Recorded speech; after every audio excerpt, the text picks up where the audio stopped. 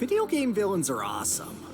They immediately endear themselves to the player as tough challenges to overcome, strike at the hearts of players by messing with a narrative they're directly invested in, and often come to define a game or series as much as their protagonist. A great game can often be made legendary by a great villain, as they become the perfect rival for a player to surpass, or a symbolic obstacle to surmount, to prove wrong.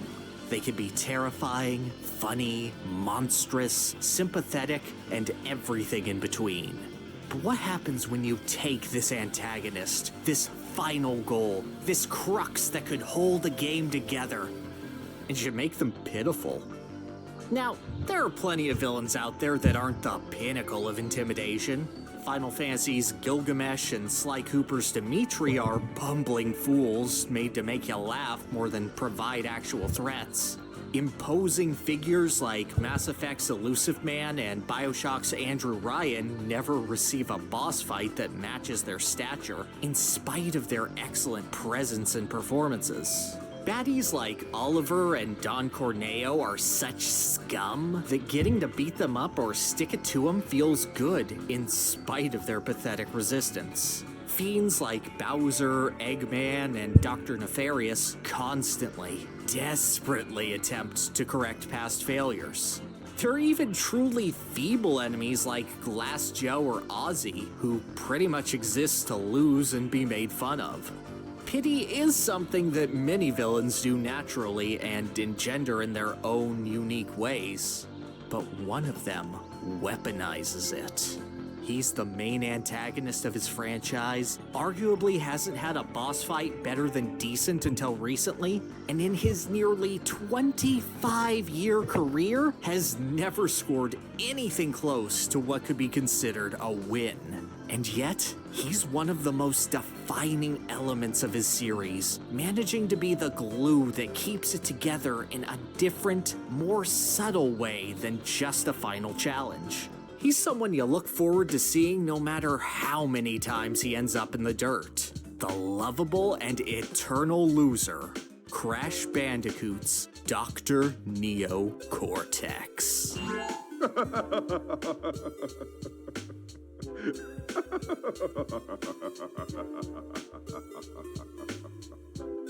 I'm sorry.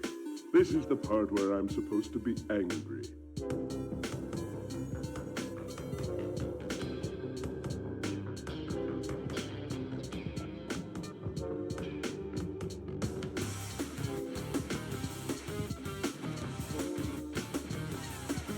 Cortex is in a fascinating place because he lacks most of the tools that make video game villains great. He's never really a fight you look forward to, lacking the novelty of seeing one of fellow Doctors Eggman or Wily's newest inventions, or the challenge of Nefarious, Ripto, or K-Rool. The character has been bumbling for so long that he lacks the presence of Liquid Snake, GLaDOS, or Sephiroth. His power doesn't really increase during the course of a game to provide excitement. Crash Bandicoot himself isn't a deep enough character for Cortex to stand in any meaningful ideological opposition to him, and the biggest twist he pulls is secretly being evil when he just tells Crash, No, I promise. I'm good. For realsies. The only thing Cortex seemingly has to cling on to are excellent voice acting performances by Clancy Brown and Lex Lang, and iconography as being the antagonist to the PlayStation's de facto mascot. You'd think the guy would be as irrelevant in the modern day as the Pac-Man ghosts, and even they have something interesting to talk about with their AI patterns. But Cortex chooses to endure elsewhere, away from these common trappings. In spite of his shortcomings, he's an intensely likable villain, one that just feels right as the series' antagonist. His relationship with the player is just as personal as any other baddie, but he achieves it through totally different means. Cortex is pathetic. Cortex is tired of all of this. And Cortex is perfectly reflective of the Crash Bandicoot franchise. At any point in time, one only needs to look at the treatment of Neocortex to know the feelings of the developers toward the franchise, the ambitions they had, and how they intended to communicate them with the players. And it's this reflective ambition, this pitiful communication, that makes Cortex so great. In his own pathetic way. Advantage, Cortex. Neo Periwinkle Cortex was born in Corona, Illinois, to a family of circus clowns. While the world around him was bright, cheerful, and based around making others laugh, Cortex was a recluse, preferring to read books on scientific progress. He was relentlessly teased for this, and at the age of 3, a group of particularly evil clown/family members tattooed the letter N on his forehead. For nerd. A freak accident then followed, the entire circus blowing up mysteriously, only Cortex surviving. After a brief stint at Madame Amberley's Academy of Evil, Cortex entered high school at the age of 8 with his colleague, Nitrous Brio. A freak accident then followed, the entire high school and most of the surrounding town blowing up mysteriously. Cortex and Brio surviving by coincidentally hiding in an abandoned plutonium mine. The two used the moment to launch their careers as evil scientists, eventually fleeing to the security of the Insanity Islands off the coast of Australia to mutate and brainwash the local wildlife and take over the world. Yeah. As you can see, Cortex has been a joke from day one. His plans aren't great, his backstory is as silly as it gets, and he basically embodies the prototypical idea of a nerd revenge fantasy. Even his actual role in Crash 1 is kinda pathetic. While Embryo builds the Evolvo Ray that grants the mad scientist duo an army of mutant animals, which I invented. Me, not Cortex. Read your Bible, I wrote it. Cortex's contribution is the Cortex Vortex, a machine built to brainwash those animals into absolute loyalty. This machine's failure is the entire reason that Crash Bandicoot, meant to be the general of Cortex's army but rejected by the Vortex, becomes a thorn in Cortex's side. Cortex literally builds his arch-enemy and foil out of nothing but impatience and failure. And that even carries over into his boss fight. By the time Cortex actually faces off with Crash, the Bandicoot has wrecked his army, destroyed his lab, stolen his valuables, set his entire castle on fire, and hijacked his escape zeppelin. Sure, Cortex can shoot lasers at Crash in what's both likely and sadly the best boss fight the Doctor will get for 2 decades, but he's lost before he's even started. He's a conventional cartoon villain made to take the fall at the end of the game. He's worthless. He's perfect for Crash Bandicoot. At the time of its release, Crash Bandicoot was just the 3rd console game developer Naughty Dog had made. He was an ambitious idea, a cartoon brought to life with the power of polygons and expressive illustrations, trying to introduce a new camera perspective that hadn't much been seen in platformers to this point, and make it not only work, but make it fun and good. Cortex, by contrast, was everything that could go wrong.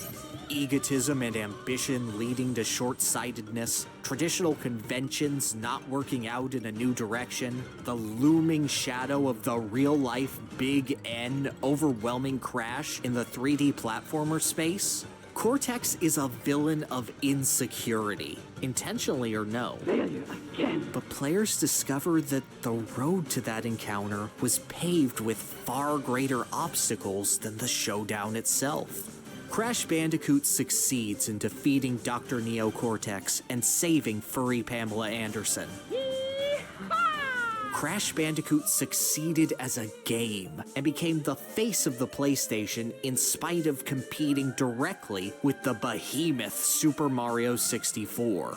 and players who got through the occasionally brutal platforming of Crash were rewarded with a victory lap against the Mad Doctor to end their adventure.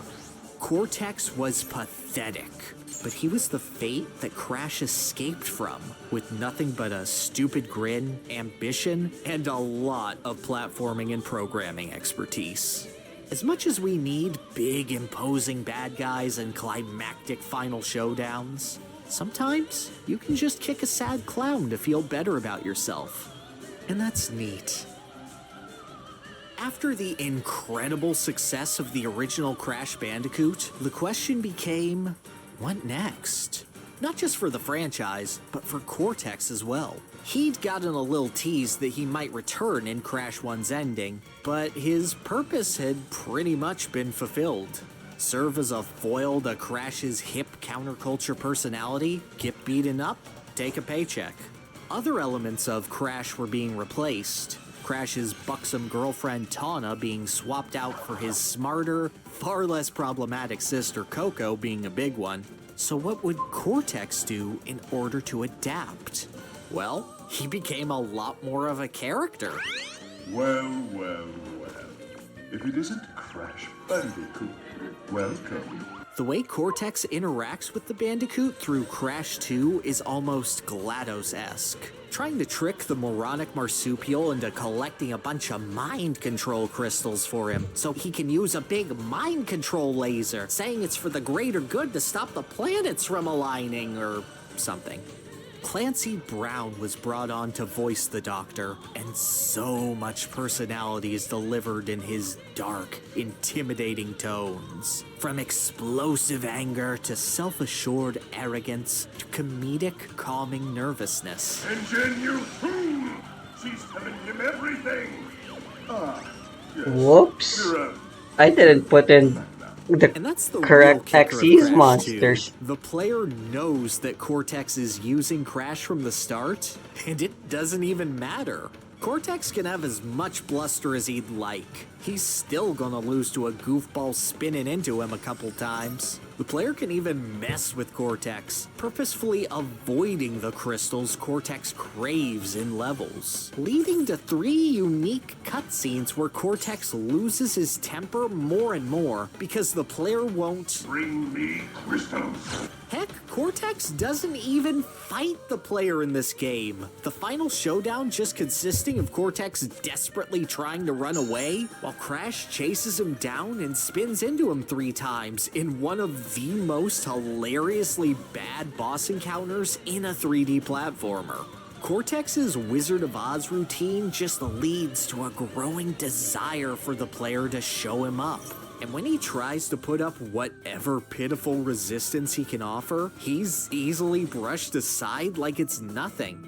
It was the closest analog players had to the tone and style of playable Looney Tunes, being the Roadrunner outwitting the overly complex traps of the far more refined and intelligent Wile E. Coyote. And Cortex was there to perfectly take the fall once again. You haven't seen the last of me, Crash Bandicoot! But for Crash 3, something interesting happened to Cortex. 2 new villains were introduced. The significantly more competent Dr. Nefarious Tropy and the significantly more evil and powerful Uka Uka. No, it cannot be. Cortex may still be the face of the operation, but he was no longer the brains nor the brawn behind it. And through his obsolescence, Cortex became tired. He acknowledges his past failures, practically seems to whine when he sees, oh boy, here's Crash to foil my plans again. Gives a pitiful eulogy when you beat the first boss. Tiny was a good fellow. He hated everyone and everything, but a good heart nonetheless. The closer you get to his eventual showdown, the more resigned and sad he becomes, knowing that the inevitable is coming, and just putting up a slight resistance on the very slim chance he might win. And after one more boss fight where he basically just sits around and takes pot shots while hoping Uka Uka does the work for him, Defeated again! This is not fair! Maybe I should retire to a nice big beach with a nice big drink and a woman with nice big bags of ice for my head. and Cortex's words would become prophetic. Crash 3 had a turnaround of roughly 9 months, and through that intense period, Naughty Dog had taken the Bandicoot as far as they could or wanted, struggling to think of new ways to expand the series while staying true to Crash's roots. The devs were tired, Cortex was tired, and players could almost find sympathy in this exhausted idiot they bullied for 3 years straight. Naughty Dog would go on to invent the greatest racing game ever made, but after that, the developer would part ways with the Crash Bandicoot series, leaving the future of the optimistic spinster and the exhausted doctor in question. And questionable would become the word to define the Crash Bandicoot series for nearly the next 2 decades. The Crash IP would be peddled out to various companies who would take a stab at their own interpretation, to mixed but generally middling results, or would turn into minigame collections meant to make a quick buck and then burn out dismally. Crash went from a gaming superstar to a has-been in just a scant few years. Naughty Dog co-founder Evan Wells famously being quoted saying, "It's a little bit like watching your daughter do porn." I guess you didn't have what it takes, Crash. Crash became a pitiful series, and strangely, it'd be Dr. Cortex that rose to the occasion. Through these uncertain years of experimentation, cash grabs, and shifting direction, the uncertain experimental villain ended up being a reflection of each game, through its strengths and weaknesses. Wrath of Cortex features the Doctor trying to prepare a super weapon in secret, but being pressured by Uka Uka to reveal his hand early, while at the same time developer Traveler's Tales was being forced to retool their efforts from an innovative free-roaming puzzle platforming Crash title to a standard Crash adventure for next-gen hardware with a deadline of just 12 months. The game had a few good levels, did the best it could, and introduced the excellent character of Crunch Bandicoot, So pretty, I could kiss myself. but was a ploddingly standard affair otherwise, the gameplay feeling just as tired and jerked around as Cortex himself. Crash Bandicoot, my old nemesis. How the heck are you? Still gathering crystals? Old habits die hard, don't they? In Crash Bandicoot The Huge Adventure, Dr. Cortex actually succeeds in shrinking the entire Earth to fit in the palm of his hand, and then does nothing for the whole game as a pint-sized Crash not only overwhelms him, but turns him into a chimeric abomination and blows him up. It was a valiant effort to shrink Crash down onto the GBA, and a pretty decent little platformer all in all, but ultimately was a hodgepodge of ideas and assets from the series. It's portable now. Now what? He showed up in Skylanders to get punked by Fake Crash, a cameo-centric joke character based off of bootleg Japanese Crash merch. Yeah. Crash of the Titans actually purposely sidelines Cortex, letting him be his over-the-top comedic self for the first boss fight before ditching him almost entirely, boldly declaring that no, we're doing things different this time and taking the series in our own direction. It wasn't great, but it was an attempt, and reinvigorating for the team at Radical Entertainment. You were a skank. I'm just so proud of you right now. And you can feel that newfound passion throughout Crash Mind Over Mutant. Every single cutscene animated in a different style, Cortex coming up with a much more clever application of his usual hypnosis scheme that actually seems to work for once, the acting becoming more over the top, the Doctor front and center whenever possible, and hamming it up gleefully in his first bout of true confidence in a long, long time. only to be completely shattered by the end of the game. All talk, no big payoff. But hey, the ride was nice. I want to win! It's my turn! Been trying for flipping years!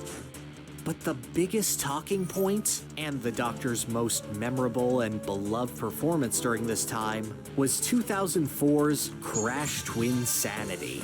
This title would give Cortex nearly equal billing to Crash, appearing as the game's first boss before effectively being tied to the Bandicoot at the hip. Getting flung around, beat up, used as a weapon, used as a snowboard, and generally being humiliated by Crash in every which way for the sake of a fun platformer.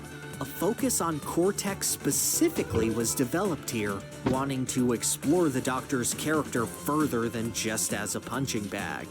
Lex Lang would become Cortex's new voice after Clancy Brown declined the role. And he brought a manic, insecure energy to the role, heavily inspired by Monty Python's Flying Circus, that would cement Cortex as both a brilliant comedy character and as an absolute loser. We require 6 power crystals in order to make the leap, and we have 4. Let's see. That isn't enough! Cortex is everything the game wants to be, constantly inventing new gameplay scenarios through his antics, bringing in fun new characters with Nina Cortex and the evil twins as a result of his bumbling, constantly giving a slightly manic edge to every encounter with any other member of the cast. Is the game itself an unfinished mess that has tons of levels and ideas cut, desperately trying to cobble itself together out of gags and dreams? Come now, as we explore a new dimension! It should have been 2 new dimensions, but we ran out of time. Sure. But not only is the game, and by extent Cortex in its spotlight role, doing absolutely everything it can to be a fun and memorable time, but it's very honest about not only the choppy, almost amateurish presentation at times, but of the state of the Crash franchise as a whole. The check bounced. Are you sure? Well, the past few years have kind of been slow. Wrath of Cortex didn't do as well as we'd hoped, and... Fish?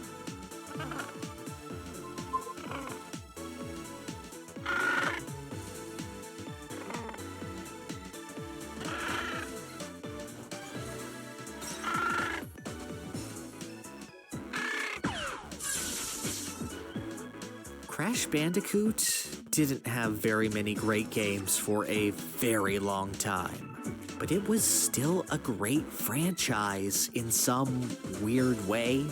Almost every Crash game tried to do something new, and maybe it was too ambitious, maybe studios meddled, maybe the deadline was way too tight, but something always shone out of those batches of mediocrity. And every single time, it'd be pitiful old Dr. Cortex bringing that ambition to the forefront. If a Crash game's gameplay isn't great, the character of Crash Bandicoot, stupidly grinning through adversity to overcome the odds, doesn't work, plain and simple. But Cortex was always more than that. Cortex tried, added character, brought in new ideas, was emblematic of all the excitement and frustration and doubt that the teams that handled him had during the dark days on Insanity Island. And that's weird to say, that a villain being pathetic and used as a comedy prop carried the series. But he gave Crash solid ground to stand on while the gaming landscape and what it meant to be Crash Bandicoot in that landscape changed around him. Cortex was always a sign that we're still here, we're still trying, and thank you for still being a Crash Bandicoot fan. And when Crash finally did come back, after years of hibernation, there was only one gleeful voice that could ring in his return. Developed by vicarious visions. It's Crash Bandicoot!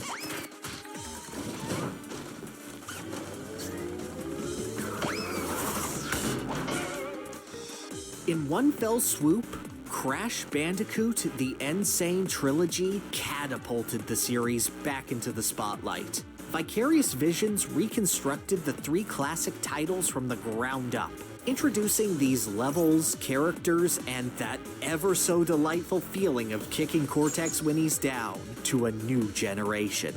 Crash was back, and after recreating the greatest racing game of all time, looking to keep his momentum and keep the series fresh and interesting.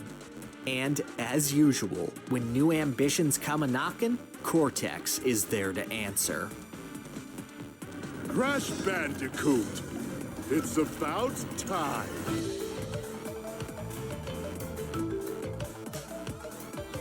Crash 4 sets out to be a sort of alternate timeline to Crash Bandicoot, serving as a direct sequel to Crash 3, where Cortex, Uka Uka, and Entropy were simply caught in time jail for 20 years. And from the moment the game starts, Cortex is just as pitiful as ever, beating up on a Crash training dummy with a stick, while the far more competent villains attempt an escape that Cortex has already resigned himself to believing will never work. And even when it does work, Cortex is dejected, dismissing plans from his fellow evil scientists and just toiling away at menial mechanical tasks.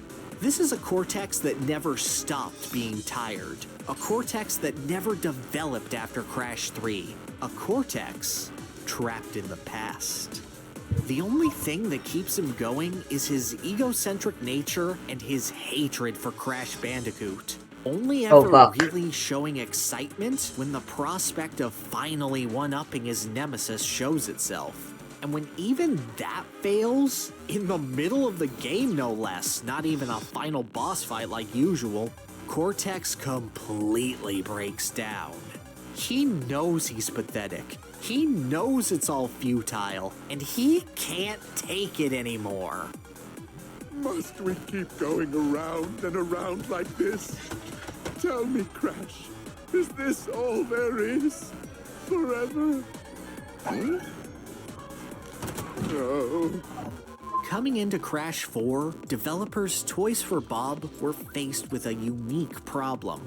Crash Bandicoot was back in the spotlight, but only off of the strength of his classic titles from the Naughty Dog era. They're still excellent games, and the Insane remake of Crash 3 is also pretty alright, but they sold off of overwhelming nostalgia after nearly 9 years without a mainline Crash Bandicoot game, and over 15 since the last Crash game in the style of the originals. The question was posed not only by players, but also Naughty Dog co-founder Jason Rubin. Can you make Crash Bandicoot relevant beyond the nostalgia? Is Crash Bandicoot a tired series based in the past, needing to churn out similar sequels every so often to stay relevant? Is it even possible to take the series, founded on innovations at the start of 3D platforming and strong but ultimately basic fundamentals, in a new direction, without losing the core of what made it so special and addicting? Well, history tends to repeat itself. Doubts and anxieties arose, and like clockwork, those same feelings found themselves at the crux of Cortex's character. Cortex's entire arc in It's About Time is focused on ending the endless cycle between him and Crash, about finding something new, breaking his string of countless failures. And he does everything in his power to fight back against that inevitable cycle. Cortex becomes a playable character, not as an extension of Crash, but as his own man, dealing with a new control scheme based around air dashing and turning enemies into platforms. Flashback tapes found throughout the game show his relationship with Crash before the events of the series, viewing himself as a father figure to his test subject Tasmanian, telling secrets to the mindless marsupial as he hops around crates, feeling betrayed when Crash rejected the Cortex Vortex. He even joins Crash's team to beat up Entropy for daring to insinuate he was useless. Cortex's egotism driving him to an odd place of heroism. Cortex goes the extra mile to defy the conventions of his character, to make himself not just pathetic, but sympathetic. To finally get a happy ending that players, after decades of having Cortex endear himself to them through slapstick and failed efforts, might hopefully want for him. And he just can't help himself. The final act of It's About Time features Cortex kidnapping the mystical temporal masks, forcing them to warp him back to 1996, to Crash 1, to stop himself from ever creating the Bandicoot, to rid himself of his greatest failure once and for all. In the end, Cortex can try something new. Crash as a whole can try something new. But he will always fixate on his original failures, just as the games will always celebrate what a stunning achievement those original titles were. Cortex Castle is as celebratory and reverent as it is contemporary and fun, featuring some of the hardest platforming in the entire Crash series, remixed with Crash 4's unique mechanics in a way that could only be accomplished with a modern touch. Cortex gets to argue with his past self, thoroughly fed up with the blind, unhinged ambition that originally defined him. Do you have any idea how stubborn I used to be? Yes. And then, the madman actually does it. It took him 24 long years, but Cortex finally accomplished what he'd wanted to do for so long. We finally got a good boss fight out of him! So beautiful! Oh, and he loses. Of course he does. It's Cortex. Past Cortex goes on to make Crash Bandicoot, a stable time loop ensuring that Cortex's failures will go on to define him across timelines. And the defeated Doctor is banished to the end of time itself as punishment for his crimes. And there, in the endless expanse of the sands of time, Cortex finds peace. He'd failed again, sure, but he proved his ambition and gave it his all. He made something to be proud of. And even if he was the same pitiful Doctor in the end, he succeeded in breaking the inevitable cycle of squaring off against Crash in the same way over and over again. He's free of Crash and can finally simply be left alone. A sad little end for a sad little man, but one he's perfectly content with. Until the 106% ending changes that, but I wouldn't know about that because I can't even get the Platinum Relic in Offbeat. Peace at last. Typically, you're not gonna want as sorry of a main villain as Neo Cortex. Your bad guys are usually much better off being the intimidating type that you can actually take seriously from a presentational or mechanical perspective. And indeed, when you look at the accomplishments, the presence, the tenacity, the legacy of his antagonistic peers, Cortex seems outclassed in nearly every regard. But Crash Bandicoot isn't your average franchise, and Dr. Cortex refuses to be your average villain to match. It's a long, storied series, one many grew up with, one many discovered during its more troubled times, one that went dormant and made the heart yearn for it, and one that presented many challenges for every team that's ever tackled it. Cortex is a testament to all those toils. Every hurdle overcome and stumbled over, every doubt of success that the franchise had, and as an epitaph of the love and care each team had in making a fun, memorable game. You could see nearly 25 years of history in the character's growth and development, and no matter where players first encounter him on that long and winding road, Cortex always gives an effort, in spite of his pathetic tendencies. Failure and humiliation defines every bit of Cortex's design, but it doesn't need to for his devs. It doesn't need to for players, and it doesn't need to for the Crash Bandicoot franchise. Overcoming that, laughing with him, finding a victory lap waiting for you at the end of a long and grueling journey, that's a feeling that only the medium's best can capture. Through a roundabout way that only he could stumble onto, Cortex has made himself a villain to be remembered. One who doesn't use any conventional tools, but endears himself to millions by trying his hardest, by failing, and by designing for pity. Yes, yes. Hold your applause. Just throw loose change and social security checks.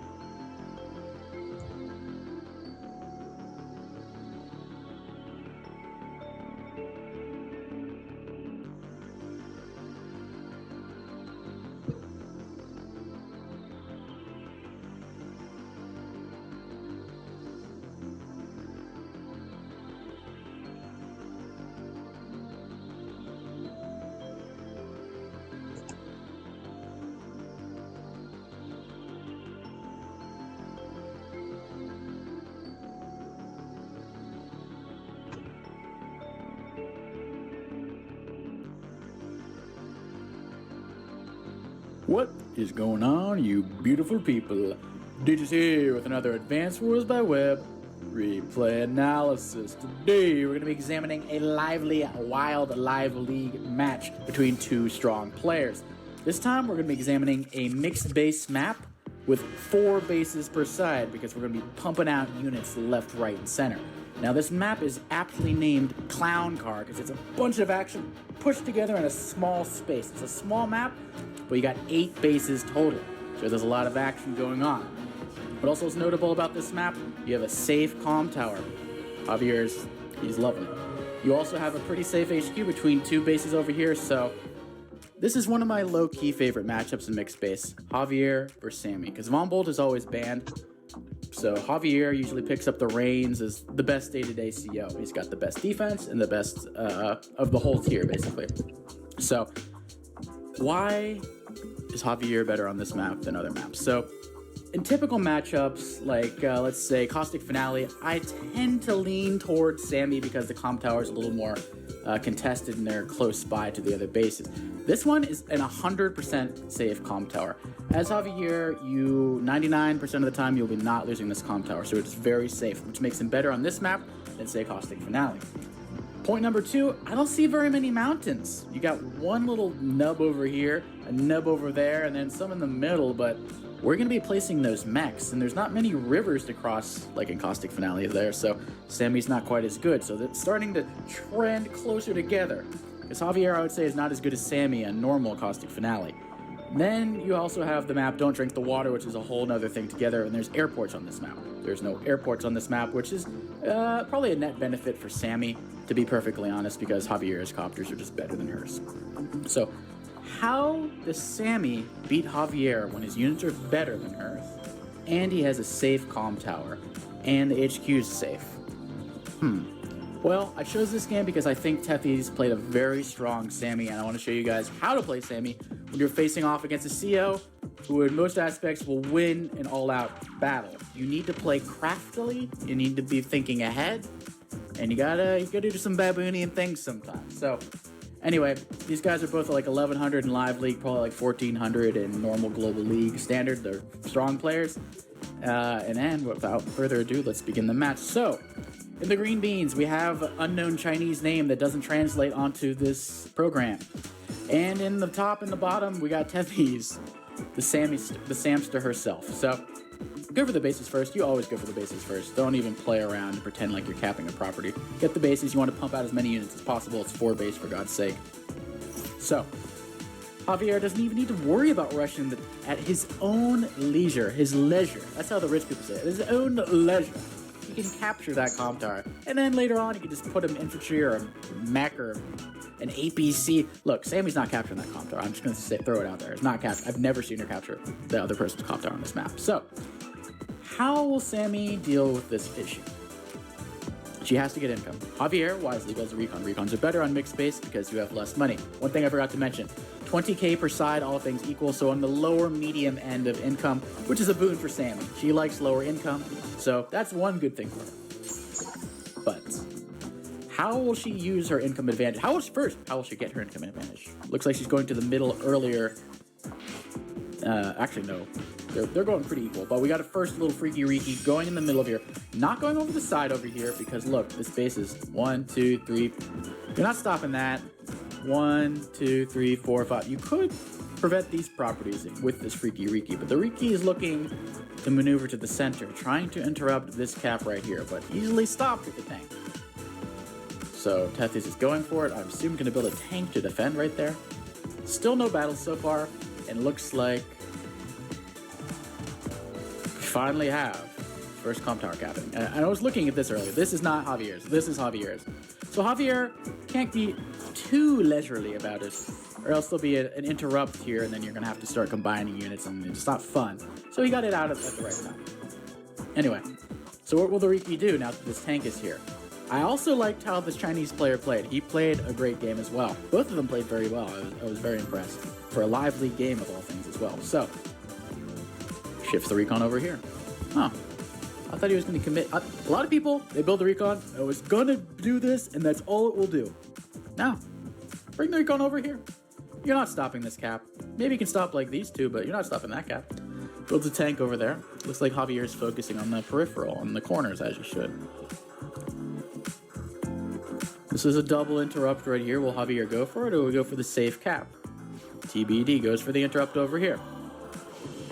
Now, if you're Javier, would you attack this, attack that, and kill off the infantry? Or would you just capture this and run away? Let's see what he does. Recon, smartly, doesn't even go here and then try to double kill the infantry. Just blocks it straight up. Not a bad move. Ops to cap here. Okay, I would have retreated. I would have retreated this, and then you have that to attack, and etc. So, okay, we differ right there. I would have liked that, but there is a tank. So if you do interrupt here, the tank will smash you from this forest. Okay, that's not so bad after all, because he didn't shift the tank up here after all, because this tank shifted over here. There's a lot of mechanisms going on, folks. But all he has is a Riki over here. There's no vehicles to stop that Riki. That Riki is having a field day, and will continue to do so. And this tank, see, is such an easy reinforced map that also works in Javier's favor. Where can Sammy really dig in? She's having some issues, probably. Gets in the mountain over here, because why not? We like the mountain nubs. Ooh, killed it. Even with the comp tower, there must have been a roll, but, you know, don't complain about those rolls. Goes for the port right here. Notably, this port is within base range. I do not think that's going to be captured, or if it is captured, I do not think it's going to be held. But you never know. Freaky Riki did its job, guaranteeing black or green this property over here. Very nice. So far, pretty normal stuff. We have minimal fights going on. Pretty damn equal income, though. There's not really that much of a difference in income. Sammy has not been able to capitalize on her capture effectiveness to get any extra income. So, seemingly giving up this corner in return for getting this corner, though. So, it looks like they're going to be dead equal. Probably around 20k each side. So, what is the end game here for Sammy? Javier, you're just going to keep brawling and brawling. That should be a 2-shot right there. Unfortunately, this was not one. It was not one closer where he could have just attacked, and then captured one space further away. So couldn't capture this turn and guarantee it. Tanks coming in. Looks like we're doing for the pincher strike over here. 2 tanks in the top, tank at the bottom. Probably going to build another tank right here as well. Try to surround green over here. Try to go for the comm tower maybe. Ambitious. Builds an artillery. Now, I don't know about you guys, but Javier's got a bonus against artillery. He's got 20% bonus against indirects. That stacks with his comm tower, so it's 30%. And that's on a road. Then it's 40% on the plain, 50% on the forest, 60% on a city. And then you use your power, and then you're invincible in the city.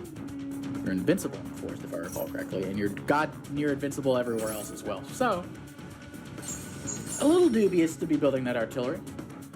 So we'll see how that works for him. But so far, I'm actually liking green's position better. I think green has got this pretty well figured out. I don't know. This was capturing, yeah, so okay.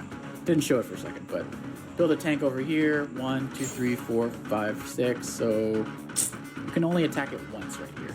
You have to, 1, 2, yeah, you can only attack this tank once on this side, and you can only attack this tank once. Probably gonna, all right, interesting.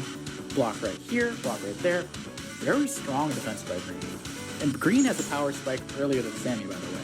Javier. You have your superpower, or your normal power at 3. You have your superpower at 6. So you can probably get off 2 normal powers before Sammy can even use her victory march. Unless Sammy opts to instead be going for her double time.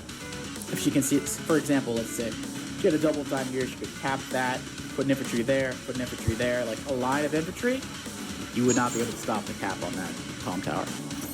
Actually, that's diabolical. Infantry here, cap, double time. Infantry here, goes there, infantry there, goes there. But a tank, just a Congo line, you will have no one-hit KOs.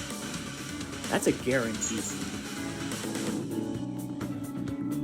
Ooh, GG, you shouldn't have. Recon isn't really doing that much on paper, but the threat pushed him out of the corner. And the threat's going to push these boys back as well. That Recon has a lot of soft power. A lot of soft power for that Riki. So it's lucky Sammy didn't have a double time there, or else she probably just wins. Although if she does capture this, she has to hold it as well, so it's not completely over. But it would be very difficult to come back. So, what can Tethys do? Boonga, Bangla, Dash.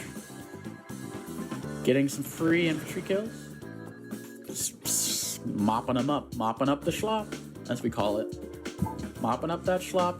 Some vehicle hits over here. Riki opts to go on the HQ, I guess fearing maybe a cop or something.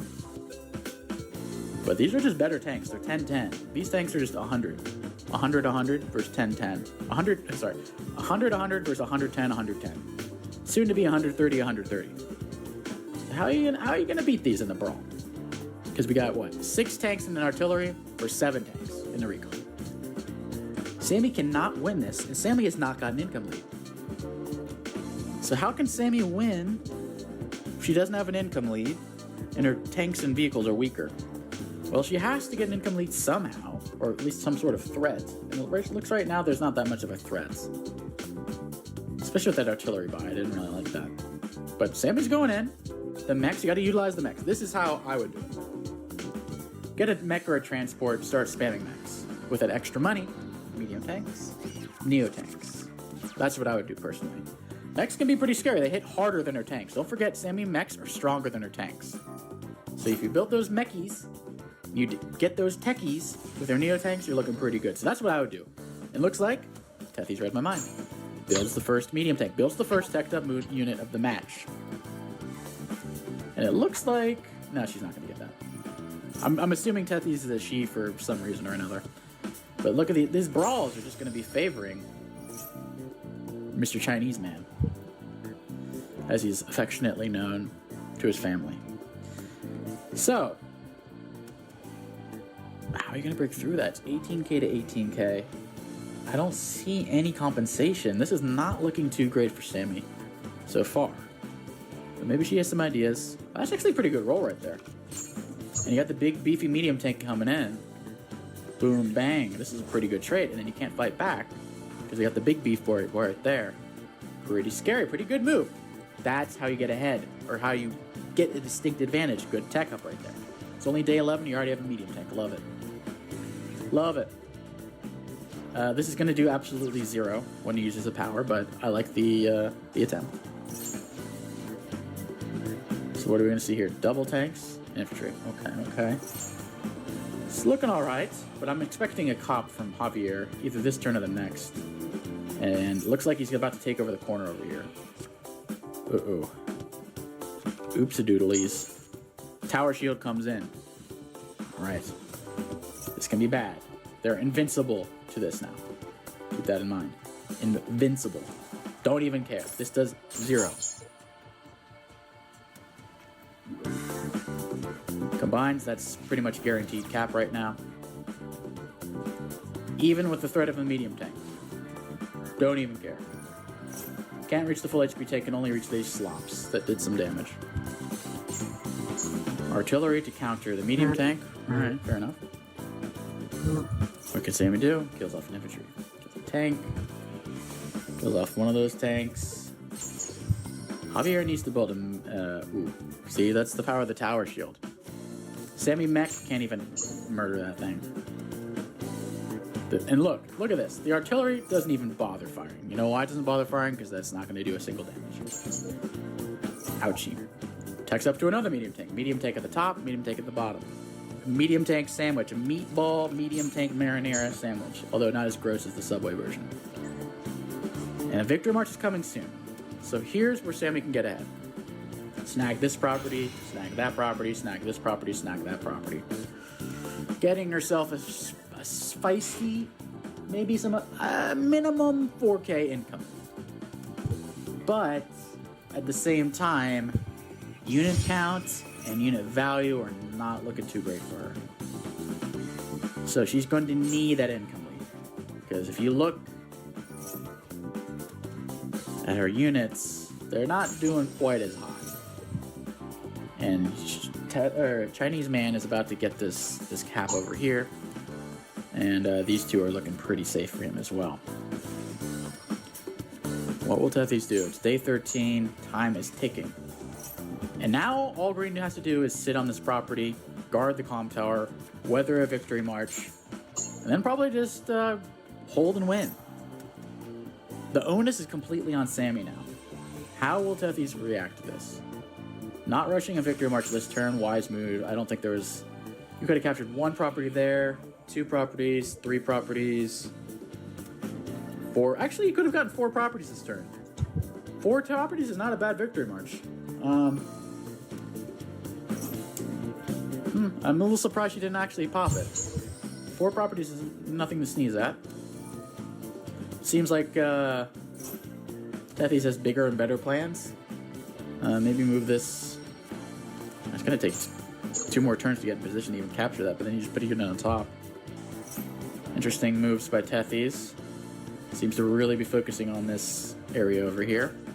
Looks like so earlier on, a few turns ago, we had the sandwich approach by Tethys. And now it looks like Tethys is now looking to do her sandwich over here. Him or her or them or whatever. The sandwich has changed. The meatballs. But Javier now has an income advantage for Sammy. The unthinkable has happened. And this assault over here, meanwhile, these guys are running towards this HQ side. There's 5 tanks over here without an answer. These infantry are going to get gobbled up like a Thanksgiving dinner. They're going to get gobbled up like turkeys. He's lucky he's not even able to like block a base right now. It's getting pretty dire over there. And how are you going to get an HQ, Cap? If I'm assuming that's Tethys' attempt. That has extra defense. And then there's another one. Yeah. All Chinese man has to, I hope I'm not being offensive, but that's what his name is now. All Green has to do is basically hold this. He can lose these as long as he wins over here, and it looks like he is. So he just needs to hold, basically. And it looks like Tethys is completely giving up over here as well. So all in Baboon offensive. I mean, best of luck to Tethys, but medium tank plus medium tank on this HQ knocks that down to like 3, maybe 4. This only has 100% firepower with the comm tower. So it knocks it down to 4. Okay? It's not going to be nearly enough. And then Tethys can probably just keep spamming medium tank here, medium tank. Like, what is Tethys' end goal here? Builds a medium tank over here. So finally fighting back, not going completely all out over here, it seems. Combines a tank. Getting in position. You love the 1 HP infantries as Sammy because it doesn't matter what HP they have. If they're alive and use Victory March, they cap. But Tethys ends the turn. Behind on income, behind on unit count. Not very much, what, 2,000 ahead basically on unit value? Oof, it looks like it's gonna get worse. Cap. Oh god. This is just a Carnival cruise line of a carnival, and then that maybe this could even capture the HQ. Forget this whole HQ cap. I mean, this is looking pretty dire. Tethys needs to make something happen quick. This is not gonna even reach there. Tax the tank. Medium tank. Oh yeah, good luck breaking through this. Like, knock that down to 5. I don't know. I guess you're fighting into this, just weakening some units. Could use Tower Shield even at this point anyway. I was supposed to use I don't know why he didn't use Tower Shield right now, but could use Tower Shield just to hold off another turn of victory marches. Put this here, put this there. You don't want to put the medium tank. Actually, what you could have done is moved 1 medium tank up there and kept 1 on the HQ. And put like a tank there or something and still gonna be fine. But this is like a fortress. This is a fortress. And looks like freaking Chinese man is running away with it. Blocking the property, smart move. Giving up this property is fine if there's a victory march. Giving up 1, 2, 3, 4. Maybe 5 we can capture that. Yeah, that's it. Even if you get those, then you're ahead for like 1K maybe? Alright, Tethys, this is where dreams are made of. Basically, it's an all or nothing. Alright, trying to get that income advantage, huh? Oh. It's one of those, isn't it? It's one of those, isn't it? Look at all this schlop. In fact, this wasn't even schlop before. Now it's schlop. Victory March. Bonk. Bonk. Bonk. Bonk. Oh. I don't know what that's about. Bonk. Bonk. Well, good game. So, a few things happened here. Number one, he gave Sammy some schlop to work with. If there was only these 2 sacks, not gonna KO that. Another thing, if you use the power here, not happening. Last but not least, this is not even remotely guaranteed. I calculated it myself in depth. 64% chance of a 6-hit KO. Sack, sack, sack, sack, sack, or attack, attack. 64% chance. Not even 2/3 chance. So this is an all out. If this does not work, Tethys loses. This is about as all out as it gets, folks. So, I was just impressed by this. I've done my own sacks before. I've never seen a 6-hit KO. I think in my game I did against Shiyu, I had like a 4-hit or 5-hit KO. I think this is a new record. Especially for an HQ cap, epic. 64% chance though, so it was not a given. But that, my friends, is how you win a Sammy versus Javier. You have to be cunning, you have to be crafty, you have to utilize sacks that your opponent might not even see. And then you get them when they think they're the safest. When they got a whole bunch of 3 medium tanks, they're sitting on the HQ, they got an artillery, it looks like an impenetrable defense. And then you trick them. And then you win. Because, let's be honest, if he doesn't make it here, this is going bye-bye. There's no hope. He's about to lose this base over here. Chinese man is going to win. So, bravo by Tethys for finding that. This is a lively game. Tethys had 2 minutes. 2 minutes. And found this. I'm impressed. A few things I would have done, though.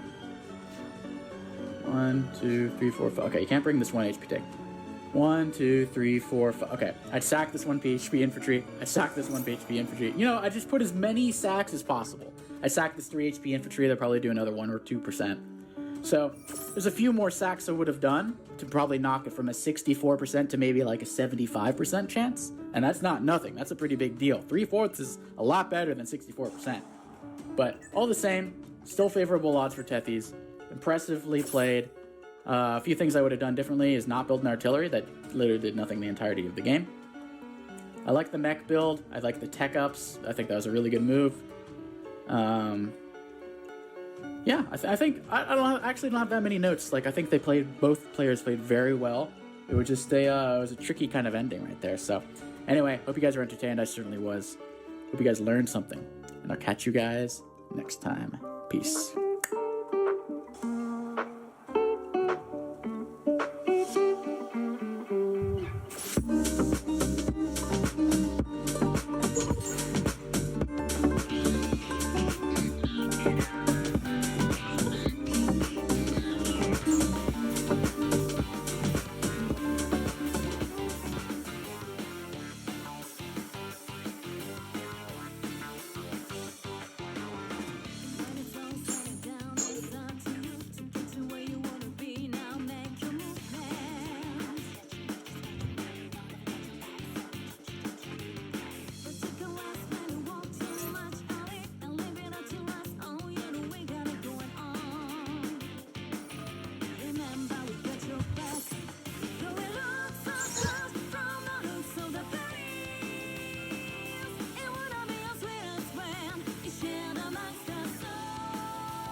Wait, I forgot to...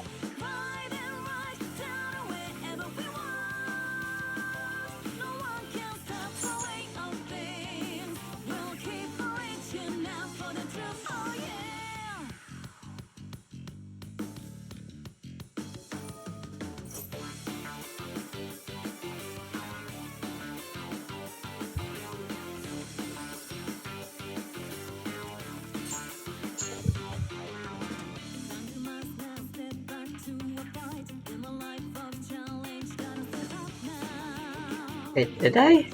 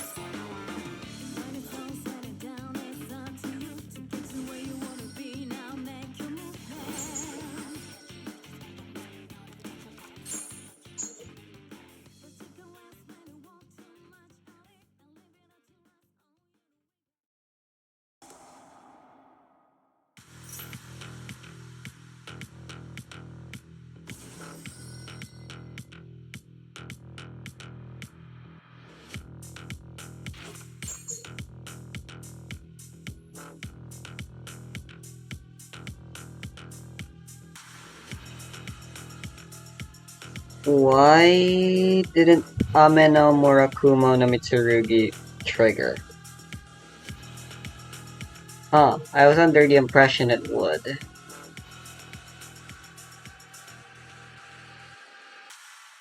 Great, I'm dead.